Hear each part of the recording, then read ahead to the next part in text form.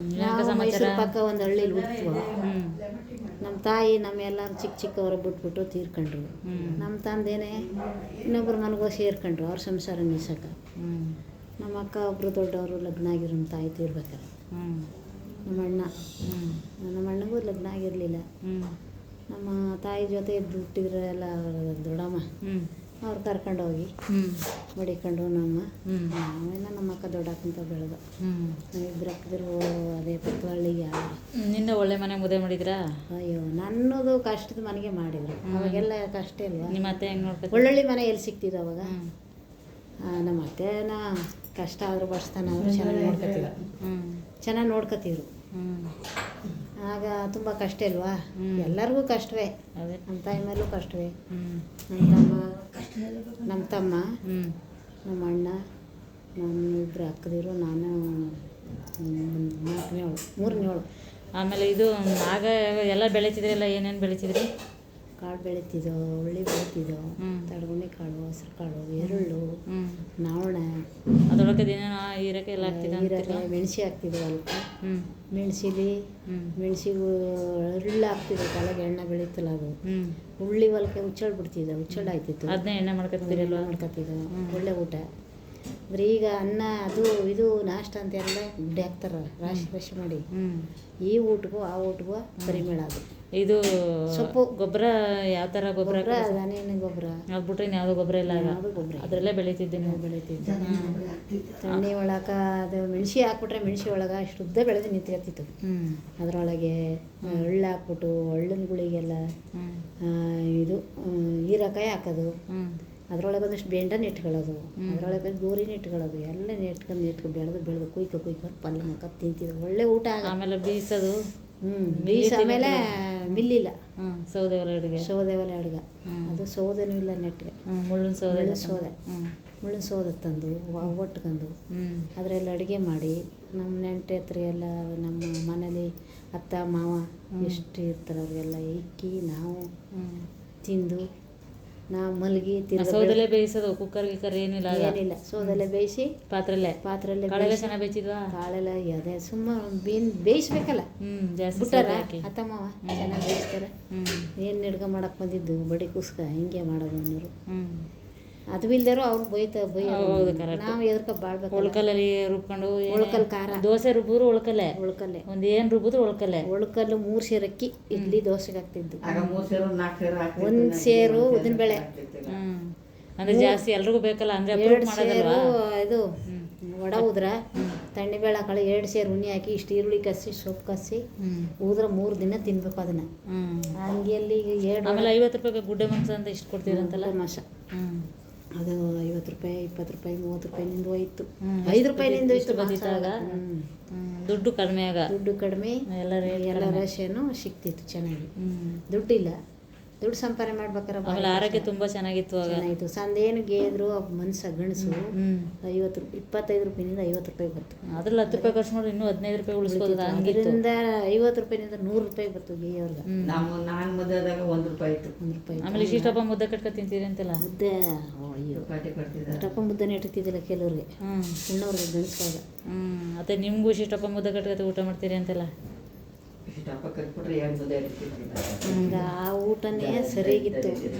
ಈಗಿನ ಊಟಕ್ಕೆ ಈ ಥರ ಎಲ್ಲ ರೋಗಗಳು ಬಂದು ಚೆನ್ನಾಗಿರೋರೆ ಪ್ರಾಯದ ಹುಡುಗರೆ ಹೃದಯಘಾತ ಅಂತ ಎಷ್ಟು ಅನಾಹುತ ಆಯ್ತು. ಅದೆಲ್ಲ ನೋಡಿದ್ರೆ ಬೇಜಾರಾಗುತ್ತೆ. ಈಗ ಏನು ಬೇಕಾದಂಗೆ ಅನ್ನ ತುಪ್ಪನೇ ಅದ, ಆರೋಗ್ಯ ಇಲ್ಲ. ಹಾಗೆ ಚೆನ್ನಾಗಿತ್ತು. ದುಡ್ಡು ಇದ್ದಿರೋ ಅಂತ ಅಲ್ವಾ, ನೆಮ್ಮದಿ ಇತ್ತು ಅಂದರೆ. ಅಂಡವಲ ಸ್ನಾನ, ಅಂಡವಲ ಊಟ, ಆಮೇಲೆ ಬಟ್ಟೆಗಳು ಮಾತ್ರ ಎರಡೇ ಜೊತೆ ಜಾಸ್ತಿ ಬಟ್ಟೆ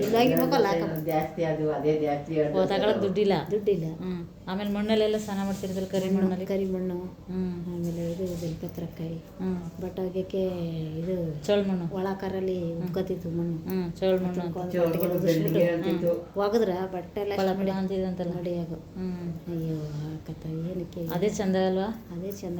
ನಮಗೂ ಹಂಗೆ ಇಷ್ಟ, ಎಷ್ಟು ಚೆನ್ನಾಗಿತ್ತು. ಆದ್ರೆ ಈಗಿನ ಮಕ್ಕಳು ಸಚಿವ ನೋಡ್ರಿ ನಮ್ಗೆ ಆವಾಗ ಇದ್ದೇ ಇಲ್ಲ, ಬೇಸಾಯ ಇಲ್ಲ, ಏನಿಲ್ಲ. ನಮ್ಮ ನೀವು ಓದ್ನಿಲ್ಲ? ನಾವು ಓದ್ನಿಲ್ಲ. ಯಾರು ಓದಿಲ್ಲ? ನಿಮ್ಮ ಅಕ್ಕ ತಂಗಿರು, ನಿಮ್ಮ ಅಣ್ಣ ತಂಗಿರ ಮಕ್ಕಳು, ನಿಮ್ಮ ಅಣ್ಣ ತಮ್ಮ ಅವ್ರು ಬಿಟ್ರ? ನಮ್ಮ ತಮ್ಮ ನಮ್ಮ ಅಣ್ಣ ಒಂದು ಸ್ವಲ್ಪ ಓದಿರು, ಒಂದು 5ನೇ ಕ್ಲಾಸಿನ ಓದಿಸಿದ್ರು ಅಷ್ಟೇ. ನಮ್ಮ ತಾಯಿ ನಮ್ಮ ತಮ್ಮನ ನಮ್ಮ ತಾಯಿ ತೀರೋದ್ಮೇಲೆ ನಮ್ಮ ತಮ್ಮ ನಾನು ನಮ್ಮ ಅಣ್ಣ ನಮ್ಮ ಅತ್ತಿಗೆ ಬಲವಂತ ಮಾಡಿ help ಓದ್ಸಿ ಮಾಡಿ ಬಲವಂತ ಮಾಡೋದು. ಈಗ ಅವನು ಎಲ್ಲರಿಗೂ ಅವನೇ ಸರ್ವಸ್ವವಾಗಿ ಚೆನ್ನಾಗಿ ಅವ್ರ ನಮ್ಮನ್ನೆಲ್ಲ ನೋಡ್ಕೊಂಡು ನಮ್ಮ ಅಣ್ಣ ಮಕ್ಕಳು ಅವ್ರಿಗೆ ನೋಡ್ಕೊಂಡು ಬಿಡಿ ನೀವು ಓದಿರ್ಬರಲ್ಲ ನಮ್ಮನ್ನ ಓದತ್ಗ ಬಂದತ್ಗ ಭಾವನೆ ಮಾಡ್ಕೊಂಡು ಚೆನ್ನಾಗಿ ಅವ್ರ. ಸರಿ. ಆಮೇಲೆ ನಿಮ್ಮ ಮನೆದು ಹೆಂಗೆತ ನಿಮ್ಮ ಮದುವೆ ಹೆಂಗೆ ಮಾಡಿದ್ರತ? ನನ್ನ ಮಗು ಅಲ್ಲೇ ಮಾಡಿದ್ರು. ಅವಾಗ ಮದುವೆ ಊಟ ಅಂದ್ರೆ ಬರೀ ಅದೇ ಬರೀ ಅನ್ನ ಸಾರು ಪಾಯಸ ಬೂಂದಿ ಅಷ್ಟೇ. ಅದೇ ಊಟ ದೊಡ್ಡ ಊಟ. ಈಗ 20 ಥರ ಅಡುಗೆ ಮಾಡ್ತಾರ. ಅಡುಗೆ ಮಾಡ್ತಾರ. ಅಡುಗೆನೆ ಇದು ಆ ಚಿನ್ನ ಬೇಕು ಈ ಚಿನ್ನ ಬೇಕು ಅಂತಾರ. ಅವರೆಕಾಳು ಸಾರು ರಾಗಿ ಮುದ್ದ ಅನ್ನ ಮಾಡ್ತಿದ್ರು ಮದುವೆಗೆ. ಕೆಲವರು ಅನ್ನ ಸಾರು ಪಾಯಸ ಕಳ್ಳಹುಳಿ ಇಷ್ಟೇ. ಅದೇ ಜಾಸ್ತಿ. ಅದೇ ಜಾಸ್ತಿ ಊಟ. ಅದಕ್ಕೆ ಒಂದೊಂದು ಇಸ್ತ್ರಿ 2 ಇಸ್ತ್ರಿ ಎಲ್ಲ ತಿಂತಿದ್ರು. 2 ಇಸ್ತ್ರಿ ಎಲ್ಲ ಒಬ್ಬರು ತಿಂತಿದ್ದು. ಇಷ್ಟನ್ನ ಸರಿಗ ಬಾಗ್ಲ ಕುಂತಿದ್ರು ಮದುವೆ 3 ಕ್ವಿಂಟಲ್ 4 ಕ್ವಿಂಟಲ್ ಒಂದು ಊರಿಗೆ ಊಟ ಕೊಡ್ತೀನಿ ಅಂದ್ರೆ 4 ಕ್ವಿಂಟಲ್ ಅಕ್ಕಿ ಹಾಕ್ತಿರು. ಇಷ್ಟನ್ನ ತಿನ್ನೋದು ಒಬ್ಬೊಬ್ರು. ಇಷ್ಟಿಷ್ಟು ಇಸ್ತ್ರಿ ಎಲ್ಲ ತುಂಬ. ಇಷ್ಟು ಸಾರು ಇಷ್ಟು ಅನ್ನ. ಅಯ್ಯೋ ಎಂಥ ಬರಗಾಲ ಲೋಕ. ಬರಗಾಲ ಕೊಟ್ಟಿಲ್ಲ ಅಂದ್ರೆ ಎಲ್ಲ ಬೆಳೆಯೋಂಗೆ ಬೆಳಕಿತ್ತು ಅಷ್ಟೇ. ನಾವು 1 ಕ್ವಿಂಟಲ್ ಅಕ್ಕಿ ಅಂತ ಹಾಕ್ಸಿದ್ದು.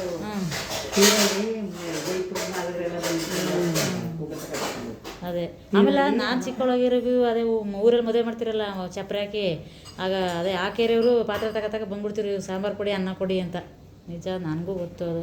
ಅಷ್ಟೊಂದು ವನವಾಸ ಪಟ್ಟು ಬಾವಿಲಿ ನೀರು ಹೊತ್ಕೊಂಡು ನೀರು ಕಷ್ಟ ಅಲ್ವಾ. ವಾರಕ್ಕೊಂದ್ಸರಿ ಸ್ನಾನ ಅಂದ್ರೆ ಮಾಡಿದ್ರೆ ಈಗ ನೋಡಿದ್ರೆ ಈಗ 2 ಸರಿ ಸ್ನಾನ ಮಾಡಿದ್ರೆ ಏನು ಪರಿಯೋದಿಲ್ಲ. ಆಗಿನ ಪರಿಮಳನೇ ಬೇರೆ ಅಂತಿದ್ದಾರೆ. ನಾವು ಕಿದ್ದೆ ಕಲಿ ನಿಲ್ವಲ್ಲ ಅಂದು.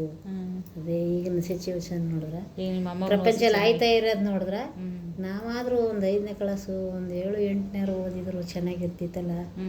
ಈ ಎಂತೆಂಥ ಮಕ್ಕಳು ಹೆಂಗೆ ಓದ್ತಾವ ಅಂತ ಅದೊಂದು ಆಯ್ತು. ನಿಮ್ಮ ಈ ಥರ ಎಲ್ಲ ಮಾಡಿದ್ರಲ್ಲ ಮುಂಡ ಮಕ್ಕಳು ನಮ್ಮ 3 ಅಕ್ಷರ ಕಲಿಸ್ನಿಲ್ಲ. ನಿಮ್ಮ ಮೊಮ್ಮಗನ್ನ ಚೆನ್ನಾಗಿ ಓದಿಸಿ ಈಗ ನಿಮ್ಮ ಸೊಸೆ ನಿಮ್ಮ ಚೆನ್ನಾಗಿ ನೋಡ್ಕೋತಾರೆ, ನೀವು ಅವ್ರನ್ನ ನೋಡ್ಕೊತಿದ್ದೀರಿ. ಹೆಂಗೆ ಚೆನ್ನಾಗಿ ಆರಾಮಾಗಿರ್ತೀವಿ ಈಗಿಂದ ಭಗವಂತಂದು. ಅದೇ ಅಷ್ಟೇ ಏನು ಮಾಡೋಕ್ಕಾಗಲ್ಲ. ಆರೋಗ್ಯವಾಗಿ ಒಂದು ಚೆನ್ನಾಗಿದ್ದಾರೆ ತಾನೆ ಬಿಡಿ ಸಾಕು. ಸರಿ ಮತ್ತೆ ಅಂತಂದು ಎಲ್ಲ ಭಗವಂತಂದು. ಅತ್ತೆ ಪಾಪ ಎಷ್ಟೊಪ್ಪ ಮುದ್ದೆ ತಿಂತಿದೆ ಅಂತಿದ್ರಲ್ಲ. ಈಗೇನಂತ ಅನ್ನದಲ್ಲೇ ಕೈ ತೊಳೆಂಗದ ಪಾಪ ನಿಮ್ಗೆ ಸೇರ್ತಾ ಇಲ್ಲ. ಆರೋಗ್ಯ ಗ್ಯಾಸ್ಟ್ರಿಕ್ಕು ಅದನ್ನವು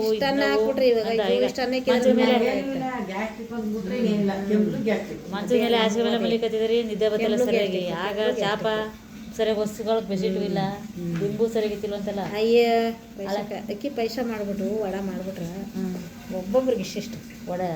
ಅಯ್ಯಪ್ಪ ಈಗ 4 ವಡೆ ತಿನ್ನೋಕೆ ಆಯ್ತಿಲ್ವಲ್ಲ, ನೀವೇ ಬೇಡ ಅಂತ ಇದ್ದೀರಿ ಈಗ.